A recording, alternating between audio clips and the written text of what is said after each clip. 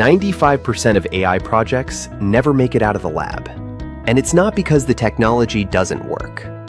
Here are 5 reasons your agentic AI is stuck in PoC purgatory. 1. You built a demo, not a system. There's no standardized architecture underneath it. Every agent is a snowflake. 2. Nothing is talking to each other. You need an orchestration layer. Without it, your agents are just very expensive if statements. 3. It's not connected to your actual enterprise stack. A pilot that can't touch your real data isn't a pilot. It's a science project. 4. You have zero visibility into what it's doing. No observability, no AI ops, no way to know when it breaks, and it will break. 5. Governance was an afterthought.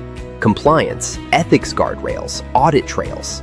None of it was built in from the start. The gap between a promising PoC and production-ready agentic AI isn't a technology gap, it's a deployment gap. And there's a structured way to close it. Read our blog to explore why 95% of AI projects never make it out of the lab.